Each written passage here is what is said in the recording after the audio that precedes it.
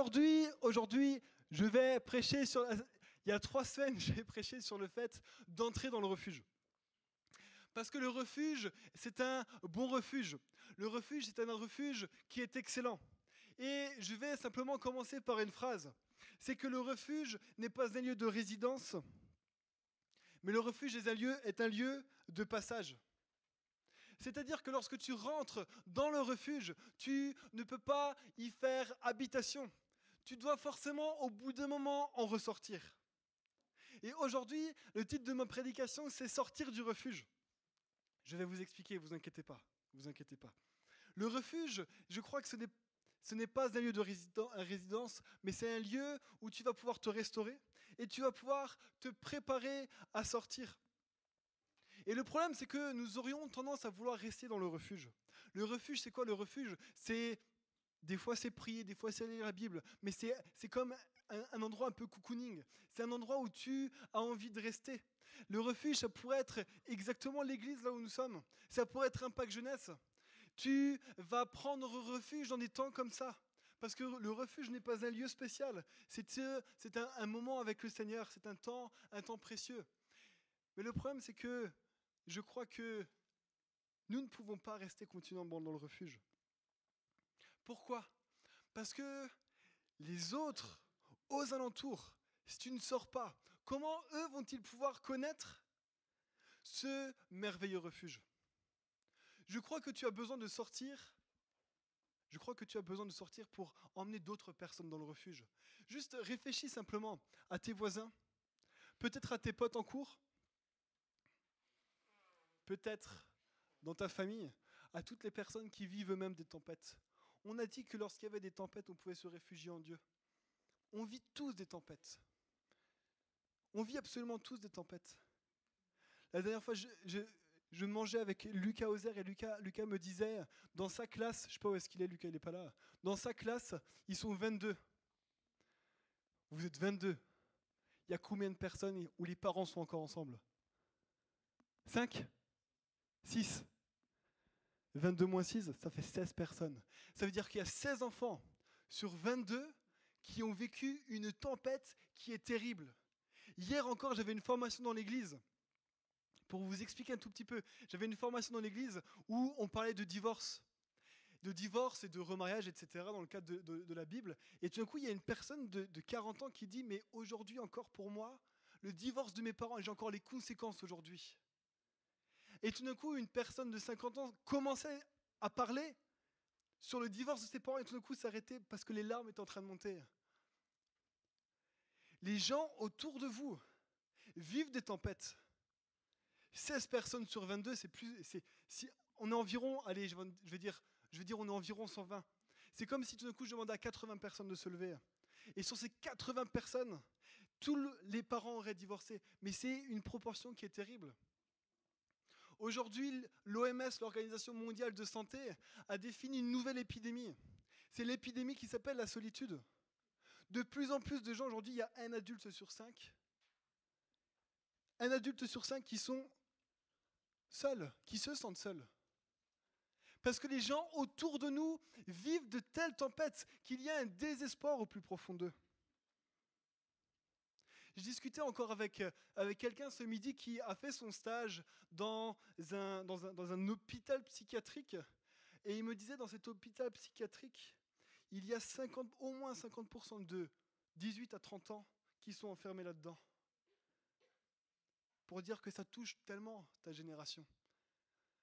Tes potes, que ce soit au collège, que ce soit au lycée, que ce soit à l'université, tes collègues, si tu travailles, tes voisins, ta famille, sont certains, et dans la plupart dans des désespoirs parce qu'ils vivent des tempêtes et ils ne savent plus où trouver refuge. Car les refuges se cassent et les refuges ne sont pas stables. Car ils n'ont jamais découvert qui est ce bon refuge.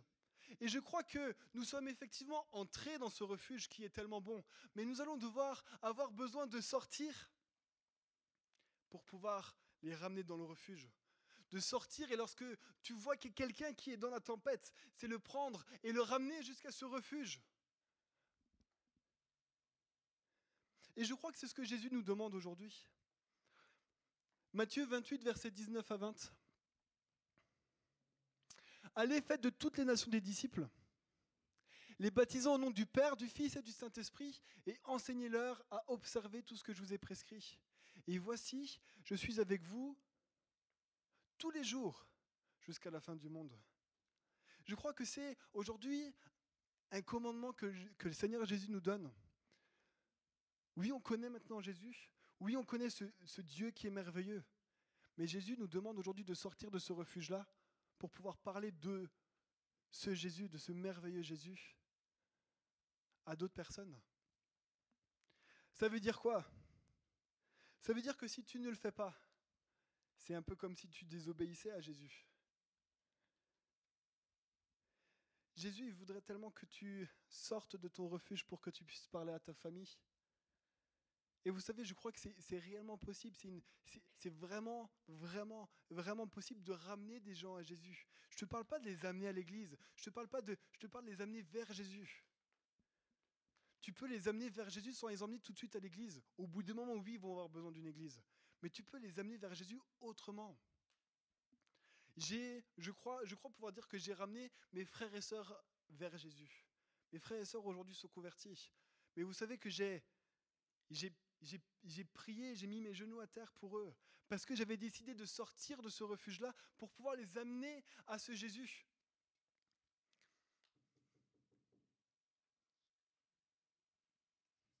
C'est le Seigneur. Le Saint-Esprit agit. Ta famille, tu vas pouvoir les amener, tu vas pouvoir amener tes amis, tu vas peut-être pouvoir amener tes profs. J'ai un jour témoigné à des profs. Un jour, il y avait un gars qui venait, c'était de la prévention. Et le gars avait fait un accident de la route, il était en chaise roulante et il disait « je ne pourrai plus jamais guérir ». Et je suis juste allé le voir, vraiment, j'étais dans mon cœur, vraiment, je suis allé le voir et je lui ai dit « écoutez, moi j'avais 16 ans, hein, j'étais en seconde, je stressais comme pas possible, je devais transpirer, je devais devenir tout rouge. Et je lui ai dit « mais sachez juste que c'est pas vrai, vous pouvez un jour guérir, Jésus peut guérir encore aujourd'hui ». J'ai pas prié pour lui parce que j'avais trop la trouille, j'avoue. Mais on peut amener les gens vers Jésus.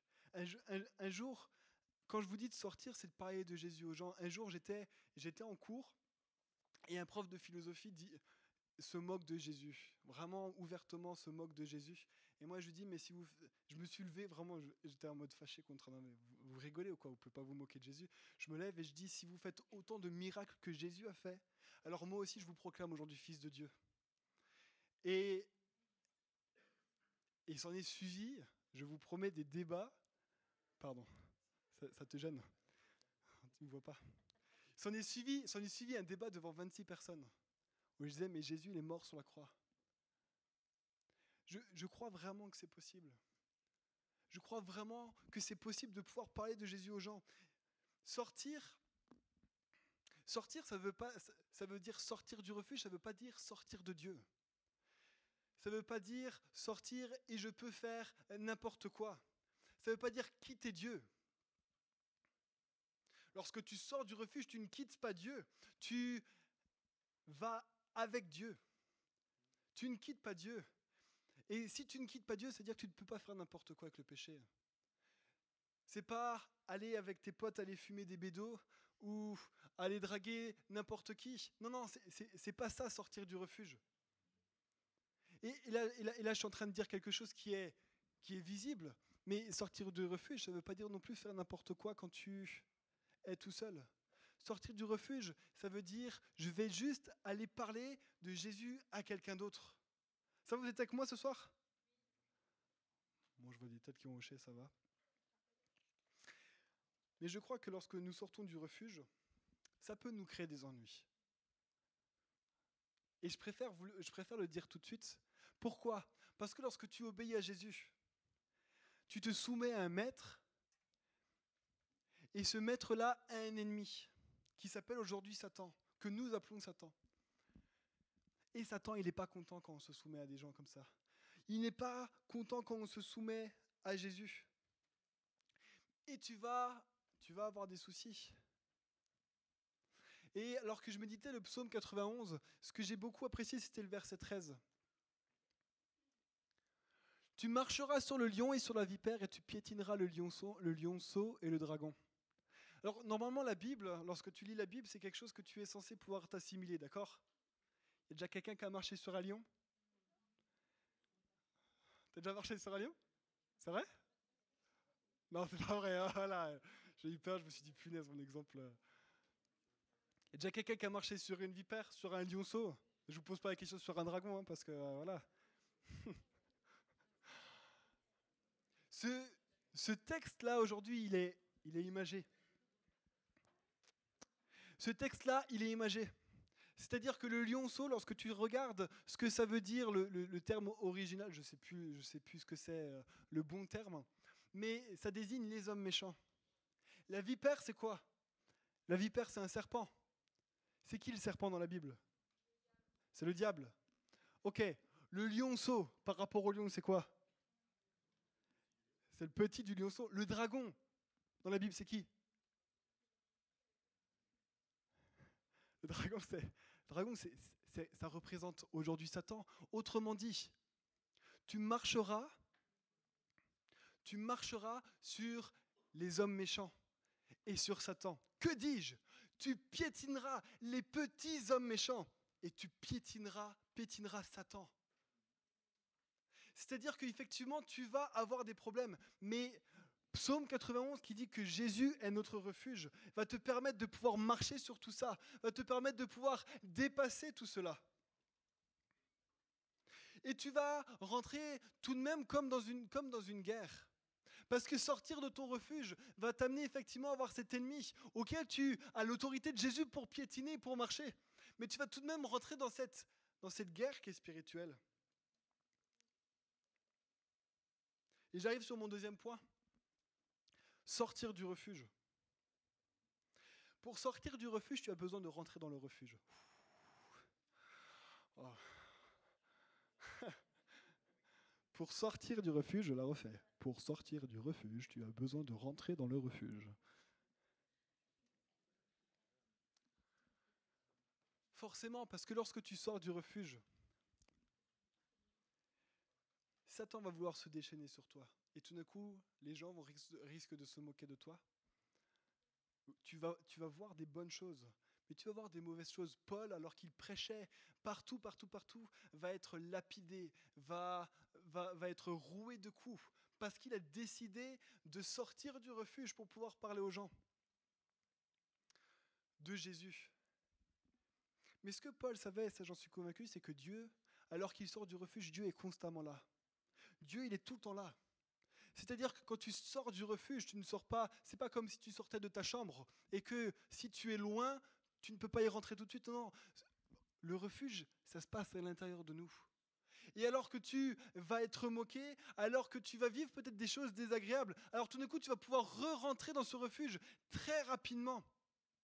Parce que Dieu est continuellement là. Dieu est continuellement là. Et ce refuge-là va te permettre, alors que tu vivras des moments comme ça, de pouvoir prendre de la hauteur. Psaume 59, verset 10. Quelle que soit leur force, c'est en toi que j'espère, car Dieu est ma haute retraite. Retraite, c'est un synonyme de refuge. Haute retraite, on le voit 11 fois dans les psaumes. D'accord? Lorsque tu vas avoir des soucis, tout d'un coup, tu vas pouvoir te réfugier en Dieu et tu vas pouvoir prendre simplement de la hauteur. Et de prendre de la hauteur, il y a deux choses qui vont en découler. D'accord? Lorsque je suis à terre et que j'ai mon problème qui est plus grand que moi, si je prends de la hauteur, qu'est-ce qui se passe? Je commence à le voir de plus en plus petit. Et plus je vais monter, plus il va me sembler ridicule. Parce que lorsque tu vas prendre du temps avec Jésus, tout d'un coup, ces moqueries-là vont te sembler... Tout d'un coup, c'est rien. C'est rien par rapport à qui Jésus est, par rapport à la mission que Jésus nous donne. C'est rien du tout par rapport à la gloire que nous allons voir lorsque nous monterons en haut. Parce que tu auras simplement pris de la hauteur. Tout d'un coup, tes problèmes qui te semblaient des trucs insurmontables va pouvoir te permettre de les voir beaucoup plus petits. Vous savez, on est encore dans un pays où pour l'instant on peut encore avoir de la chance, mais dans d'autres pays, le problème quand ils annoncent Jésus, ils peuvent perdre leur emploi, ils peuvent perdre beaucoup, beaucoup de choses. Et je suis assez convaincu qu'en France, un jour, nous allons vivre de telles choses. Nous allons vivre des choses beaucoup plus difficiles. Mais lorsque nous serons dans des temps vraiment difficiles, juste rentrer de nouveau dans ce refuge-là et prendre de la hauteur. Et prendre de la hauteur va te permettre de voir ce problème petit. Mais encore, le deuxième chose que ça fait quand tu prends de la hauteur, c'est que tu vas pouvoir voir plus loin. C'est-à-dire que spirituellement, tu vas pouvoir voir plus loin. Pourquoi ? Parce que Jésus, lorsque tu vas dans cette haute retraite, Jésus va pouvoir te parler, va pouvoir te délivrer des choses qui sont secrètes. Il va pouvoir te révéler son cœur, et ça va te permettre de voir beaucoup plus loin. Pour sortir, tu vas avoir besoin de rentrer dans ce refuge-là constamment et tu vas pouvoir prendre de la hauteur. Et je crois que lorsque tu rentres dans ce refuge-là, Dieu veut également t'équiper. Dieu, il veut t'équiper pour que tu puisses sortir. On est dans ce combat qui est spirituel. Et Éphésiens 6, versets 11 à 17. « Revêtez-vous de toutes les armes de Dieu afin de pouvoir tenir ferme contre les ruses du diable. Car nous n'avons pas à lutter contre la chair et le sang, mais contre les dominations, contre les autorités, contre les princes de ce monde de ténèbres, contre les esprits méchants dans les lieux célestes. » Autrement dit, lorsque tu vas sortir au dehors, ce n'est pas contre tes potes qui se moquent de toi que tu vas devoir te battre. C'est pas contre ces gens comme ça que tu vas. Alors quand je dis se battre, on va pas donner on va pas taper. C'est des choses qui sont spirituelles. Tu vas devoir combattre spirituellement lorsque tu sors. Et je crois que Dieu veut t'équiper de toutes les armes de Dieu. Tu peux continuer s'il te plaît. C'est pourquoi prenez toutes les armes de Dieu afin de pouvoir résister dans le mauvais jour et tenir ferme après avoir tout surmonté. Tenez donc ferme. Ayez à vos reins la vérité pour ceinture. Revêtez la cuirasse de la justice. Mettez pour chaussure à vos pieds le zèle que donne l'évangile de paix. Prenez par-dessus tout cela le bouclier de la foi avec lequel vous pourrez éteindre tous les traits enflammés du malin. Et prenez aussi le casque du salut et l'épée de l'esprit qui est la parole de Dieu. Tous ces éléments-là vont être indispensables pour pouvoir sortir. Parce que oui, Satan va tout faire pour pouvoir t'attaquer. Et Dieu veut te donner toutes ces armes-là pour que tu puisses te défendre.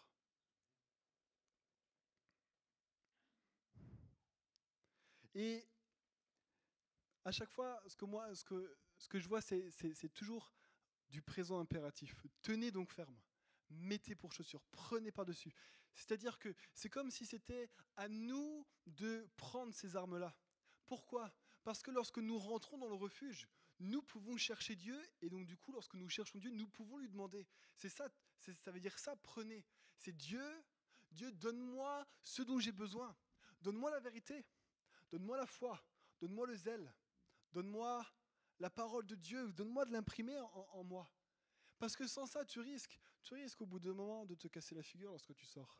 Tu risques de rentrer écorché, blessé. Ce sont des choses qui sont importantes. Sans la vérité, tu ne pourras déjà pas apporter la vraie vérité. Ce que j'ai vu, ce que j'ai un peu regardé, Jean 14, verset 6, Jésus dit « Je suis le chemin, la vérité et la vie ». En grec, la vérité dans « Je suis le chemin, la vérité et la vie ». Et cette vérité-là, c'est la même.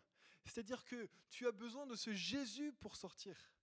Et le mot vérité en grec, ça veut dire la vraie vérité, la vérité absolue. C'est-à-dire, c'est pas la vérité du gouvernement, c'est pas la vérité de nos parents, c'est la vraie vérité.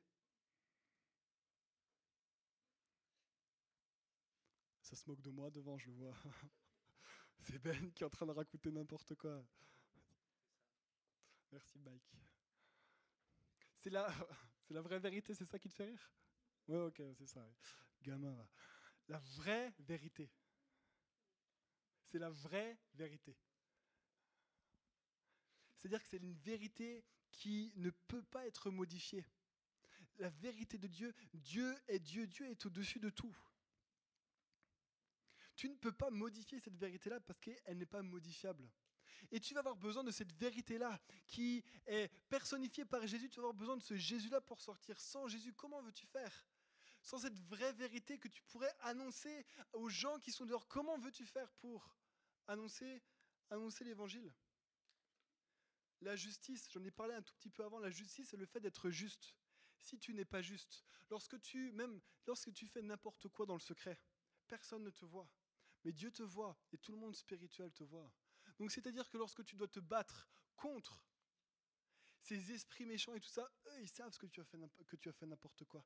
Eux, ils sont très très bien au courant. Sans cette justice-là, sans le fait d'être juste, tu ne pourras jamais atteindre le cœur de quelqu'un simplement avec tes paroles. Je crois que lorsque nous prêchons l'évangile, tout d'un coup, il peut y avoir quelque chose dans les cœurs.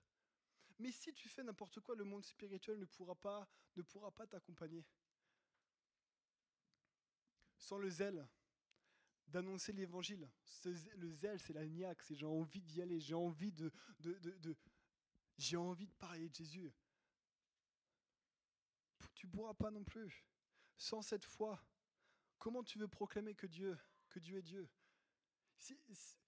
Si Paul dit que ce sont des armes que nous devons prendre, c'est-à-dire que ce n'est pas forcément inné. Tu ne peux pas prendre ça comme quelque chose qui est totalement inné. Il faut que tu le demandes, il faut que tu le cherches. La foi est quelque chose que tu cherches. La foi, ce n'est pas simplement croire que Dieu existe. La foi, c'est bien plus que ça. La Bible dit dans Hébreux 11, verset 6, « Or, sans la foi, il est impossible de lui être agréable. Car il faut que celui qui s'approche de Dieu croit que Dieu existe et qu'il est le rémunérateur de ceux qui le cherchent. » C'est un verset que j'ai dû apprendre par cœur au bout de moments et que j'ai un peu... Mais c'est quelque chose qui est ancré là-dedans. D'accord? Apprenez les versets par cœur. Il faut que celui qui s'approche de Dieu croit que Dieu existe et qu'il est le rémunérateur de ceux qui le cherchent. Autrement dit, lorsque tu vas prêcher sans cette foi-là, la Bible, l'évangile à tes potes, à tes voisins, à tes profs, sans cette foi que si jamais ils s'approchent de Dieu, ils peuvent être sauvés, ils seront sauvés. Comment veux-tu faire? Sans le salut, sans la parole de Dieu, tu peux vraiment pas, tu en as besoin. Et lorsque nous rentrons dans le refuge, je crois il faut que nous soyons intentionnels dans le fait de demander à Dieu tout cela. Si Paul en parle, c'est que ça n'est pas inné, je le répète, c'est pas inné. Il faut que nous le demandons.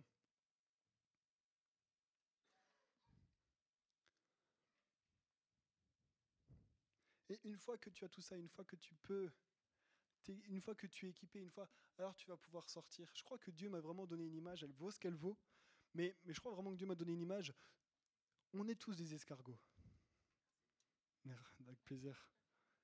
Mais pourquoi? Parce qu'un escargot, lorsqu'il se sent en danger, il va se réfugier dans sa coquille. Mais si l'escargot veut avancer et qu'il reste dans sa coquille, il n'avancera jamais, on est d'accord?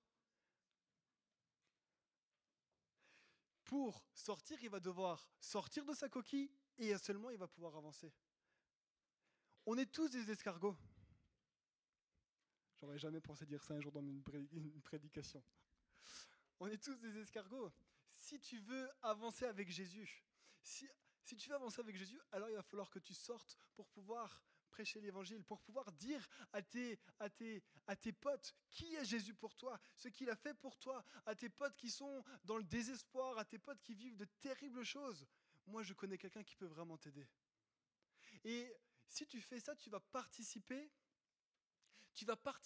à ce que Dieu a donné aux chrétiens, à ce que Dieu a donné aux disciples de Jésus, c'est d'enseigner. Et donc du coup, tu vas pouvoir avancer avec Dieu car Dieu va te partager des choses. J'arrive sur mon troisième point. C'est les fruits lorsque tu sors. Parce que lorsqu'on sort, il se passe de bonnes choses. Oui, on est dans des combats, oui, il y a des galères, mais il y a aussi de très très bonnes choses. Que ce soit personnel ou que ce soit pour les autres. Le premier, ça se trouve dans Matthieu 16, verset 26. Matthieu 16, verset 26. Que servirait-il à un homme de gagner tout le monde s'il perdait son âme? Ou que donnerait un homme en échange de son âme? Autrement dit, Une âme vaut bien plus que tout l'or du monde. Une âme vaut bien plus que tout l'or du monde. Luc 15, verset 7, de même, je vous le dis, il y aura plus de joie dans le ciel pour un seul pécheur qui se repent que pour 99 justes qui n'ont pas besoin de repentance. Autrement dit, lorsqu'une âme se repent, une âme qui vaut bien plus que tout l'or du monde, il y a de la joie au ciel. Mais lorsque nous sommes en Jésus, lorsque nous sommes sauvés, nous avons déjà un pied dans le ciel. C'est-à-dire que lorsque le ciel se réjouit, alors nous aussi, nous sommes dans la joie. Et je peux vous dire que lorsque vous voyez quelqu'un venir à la foi, tout d'un coup, quelqu'un en qui vous avez travaillé, quelqu'un en qui vous avez bossé avec lui, vous avez pris du temps, tout d'un coup, lorsqu'il se repent vraiment, il y a une joie qui, je dirais, qui est inexplicable. Il y a quelque chose qui se passe dans ton cœur. Il y a quelque chose qui se passe dans ton âme. Une joie parfaite. Une joie que tu ne connaîtras jamais autrement. Ce n'est pas en regardant des séries Netflix que tu auras une joie comme ça. C'est impossible. Ce n'est pas en gagnant peut-être même 10 millions d'euros, même 100 millions d'euros, tu n'auras jamais cette même joie. Cette joie-là, c'est la meilleure. C'est la meilleure des joies. Lorsque le témoignage que j'ai le plus fort, je l'ai dit avant, mais c'est quand Enzo il s'est converti. J'ai habité avec Enzo. J'ai vu Enzo vivre. J'ai vu Enzo être métamorphosé. Je l'ai déjà dit ici, mais tout le monde n'a jamais peut-être pas entendu. Mais Enzo, c'était le gars le plus associable au monde. Je devais presque lui demander si je pouvais inviter quelqu'un. Et des fois, il me disait non. Enzo s'est converti. Enzo, aujourd'hui, tu viens chez lui, c'est un moulin, quoi. Tu peux y aller, tu peux rentrer, tu dis bonjour, tu ressors. Enzo a été métamorphosé par le Seigneur. Enzo a été complètement changé. Mais la joie que moi j'ai eue, alors en plus c'est mon petit frère, c'est un peu plus facile d'avoir cette joie-là, mais c'était une joie tellement grande. Lorsque tout d'un coup tu as un de tes potes, peut-être un de tes voisins, peut-être quelqu'un de ta famille, ton petit frère, ton grand frère, ta petite sœur, ta grande sœur, qui se convertit alors que tu as travaillé, tu as parlé de Jésus, mais tout d'un coup il y a une joie qui est immense, qui est immense. Le deuxième fruit que tu vas avoir, c'est dans Marc 16, versets 17 à 18. Voici les miracles qui accompagneront ceux qui auront cru en mon nom. Ils chasseront les démons, ils parleront de nouvelles langues, ils saisiront des serpents. S'ils boivent quelques breuvages mortels, il ne leur fera point de mal. Ils imposeront les mains aux malades et les malades seront guéris. Lorsque tu sors à l'extérieur, un des fruits qui sera visible, c'est que le surnaturel va venir avec toi. C'est que tout d'un coup, tu vas voir des choses, tu vas vivre des choses qui ne sont pas naturelles. Oui, avec la foi, tu vas pouvoir prier, et tout d'un coup, des choses vont se passer dans la vie des gens. Des choses vont se passer dans la vie des gens. Moi, j'ai comme exemple la tante de ma femme, elle s'appelle Rachel, une femme vraiment qui prie, et je peux vous dire, à chaque fois qu'elle prie pour parler de Jésus à quelqu'un, la dernière fois, elle devait, je crois, chez la coiffeuse, elle prie, Seigneur, permets-moi de lui parler. Et bien, je peux vous garantir qu'à chaque fois qu'elle fait cette prière-là, elle arrive à parler de Jésus très, très facilement. La personne est touchée. C'est arrivé plusieurs fois, tout d'un coup, elle me dit, mais la personne, elle a commencé à avoir les larmes. Alors, on coupe les cheveux avec les larmes, j'espère que ça, voilà. Mais c'est ce qui se passe. C'est ce qui se passe. C'est quelque chose qui est surnaturel. Parce que pouvoir parler de Jésus aussi facilement, c'est Paul qui va dire, priez pour que je puisse parler de Jésus en toute occasion. Priez pour que les occasions se fassent. Priez pour moi pour que les occasions se fassent. Mais lorsque tu vas en cours, prie le matin. Seigneur, permets-moi de parler à quelqu'un. Ça, c'est quelque chose qui est surnaturel. On peut aller bien plus loin. Seigneur, tu vois cette personne-là, Jésus, mais dans mon cœur, j'ai tellement de compassion. Jésus, permets-moi de prier pour elle, pour qu'elle puisse être guérie. Et simplement, tu vas avoir l'occasion, tu vas pouvoir prier pour la personne. C'est des choses auxquelles moi j'aspire. J'ai pas encore tout vécu. Mais ça, c'est des choses auxquelles moi j'aspire. De vivre des choses surnaturelles. Troisième fruit, tu vas apprendre à dépendre de lui. Au travers de cette foi. Tu vas apprendre lorsque tu pries pour quelqu'un, des fois c'est devant tous tes potes, des fois c'est parler devant tous tes potes. Dépendre de Dieu, ça veut dire Dieu, je te fais confiance sur le reste. Dieu, voilà, moi je peux pas faire plus, mais toi j'ai foi que toi tu vas faire bien plus que ça. Et tu vas apprendre tout d'un coup à dépendre de Dieu. Et plus tu vas dépendre de Dieu, plus tu vas grandir avec lui. Ça, c'est un fruit pour moi auquel j'ai encore besoin de beaucoup progresser, je vous avoue. Mais je crois que nous pouvons tous progresser sur beaucoup, beaucoup de choses. Mais ça, c'est quelque chose auquel j'ai tellement, tellement envie de dépendre plus de Dieu.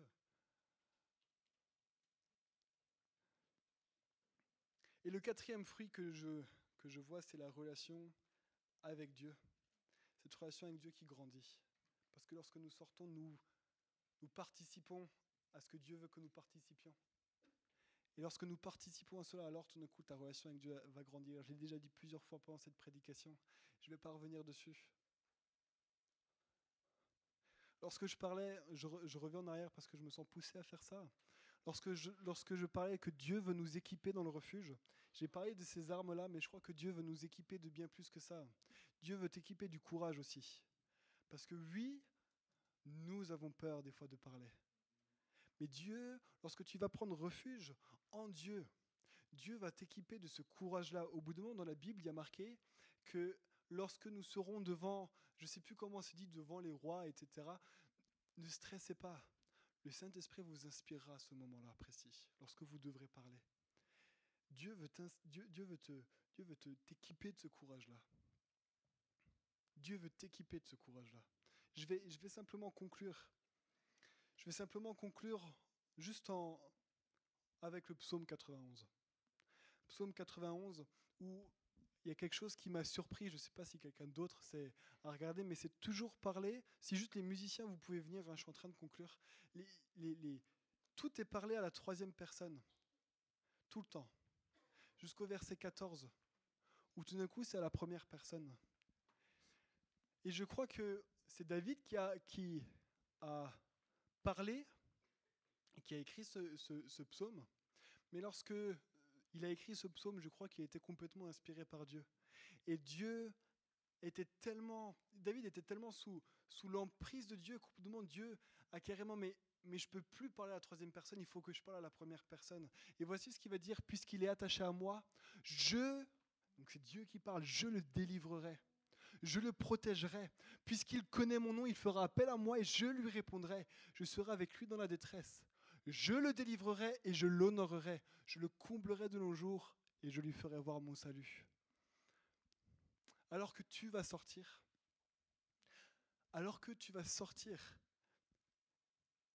et que tu vas avoir des galères, Jésus sera toujours